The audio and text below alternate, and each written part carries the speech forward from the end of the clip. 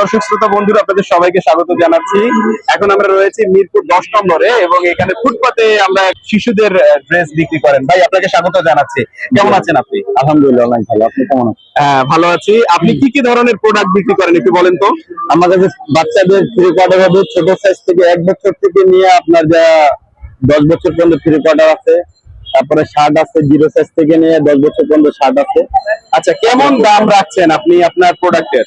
দাম আপনার যে অত টাকা নাই এমন ভাবে দাম রাখছি, বা আমরা এইভাবে কিনতে পারছি যেটা একটা দরিদ্র মানুষ বা যারা মধ্যবিত্ত ফ্যামিলি তারা আমাদের কাছ থেকে কিনে যেতে ঈদ কাটানো আনন্দিত ভাবে কাটাইতে পারে, ওই হিসাবে আমরা দামটা। আপনি দরিদ্র শ্রেণীর কথা বললেন, মধ্যবিত্ত শ্রেণীর কথা বললেন, কি ধরনের ক্রেতা আপনার কাছে আসে এবং তাদেরকে আপনি কি ধরনের সেবা দিয়ে থাকেন? আমার কাছে আমাদের একবারে যারা রিক্সা চালায় তারাও আমাদের কাছে আছে, আবার যারা মনে করেন দিন মজুরের কাজ করে, মাটি কাটে, এগুলা করে, তারা আমাদের কাছে আছে। তো আপনি কিভাবে বুঝেন যে আমার থেকে আমার একটু সহযোগিতা করা উচিত বা তার কাছ থেকে একটু কম রাখা উচিত? এটা বোঝা তো এখন আমরা তো মানুষ, কিছু কিছু মানুষের সাথে আমরা যখন কথা বলি তখন বুঝতে পারি যে উনি দরিদ্র নাকি টাকাল আছে। আর কথা হলো যারা রিক্সা চালা বা দিন মজুর, তারা নিজে বলে যে মামা আমরা কিন্তু অত টাকা আলা না, আমরা রিক্সা চালাই, আমরা দিন মজুরের কাজ করি, তো আমাদের কাছ থেকে এবারে একটু কম রাখে। সেক্ষেত্রে আর কি আমরা বেশি বুঝতে পারি যে উনি দিন মজুরের কাজ করে, ওনার কাছ থেকে আমরা একটু দামটা কম রাখি। তো আপনি যদি তারা এসে এভাবে বলে যে মামা আমি তো দিন মজুর, আমার তো টাকা পয়সা দেওয়ার তেমন একটা ক্ষমতা নেই, আপনি একটু কম রাখেন, তো সেই ক্ষেত্রে আপনার আচরণ কেমন থাকে বা আপনি কি বলেন? তখন দেখা গেল যে শার্টটা আমি নর্মালি 200 টাকা করে বেচি, তো ওই শার্টটা ওনার জন্য হয়তো আপনাদের, আমিও তো এখানে আমার ওই হিসাবে দাম করে বেচা লাগে, ওনার জন্য দেখা যায় 20-30 টাকা একটু কম করে দেয়, যেটা একবার নর্মালি 200 টাকার নিচে বেচা যায় না। উনি যখন বলে তখন দেখা যায় যে 170 টাকা বা 80 টাকা এর মধ্যেই রাখি।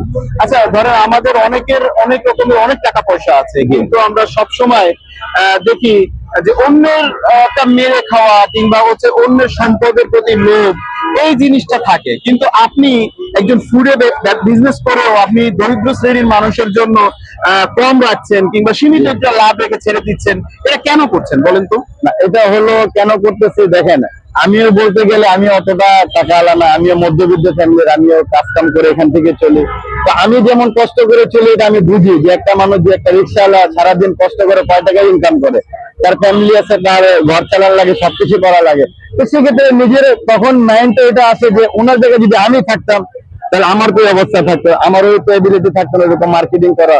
তো সেক্ষেত্রে আমার সাথে আমি কিভাবে দিনটা চলতো বা কিভাবে মার্কেটিং করে দিতাম, তো সেক্ষেত্রে মাইন্ডটা এটা আমি নিজে আনি যে ওনার জায়গায় আমি আছি, এই যে আমি একটু কম দামে জিনিসটা নিয়ে যেটা আমার একটু কম দামে দেয়, তাহলে আমি নিজে বাচ্চাদের জন্য দিতে পারবো, বাচ্চারা খুশি হবে, সেই কারণে আমি একটু কম রাখি।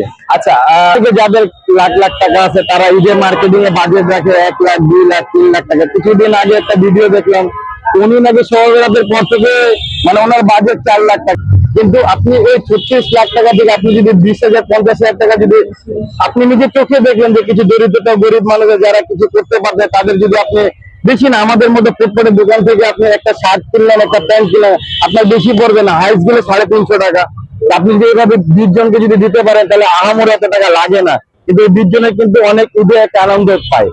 আপনি কিনতে পারেন অনেক টাকা জিনিস, এটা আপনার আল্লাহ সামর্থ্য দিচ্ছে, আপনি নিতে আছেন, কিন্তু আপনি যদি একটা গরিব মানুষের পাশে যদি দাঁড়ান এটা কিন্তু অনেক বড় কথা। আপনি 4 লাখ টাকা থেকে আপনি যদি 20,000 টাকা চলে গেলে আপনার আহামরি কিছু হবে না। বাহ, চমৎকার করে বললেন। আসলে আমাদের অনেক সময় শিক্ষা নেওয়া উচিত। অনেক শিক্ষায় কিন্তু আমরা শিক্ষার কথা বলে থাকি, কিন্তু আমাদের শিক্ষা নিতে পারি না।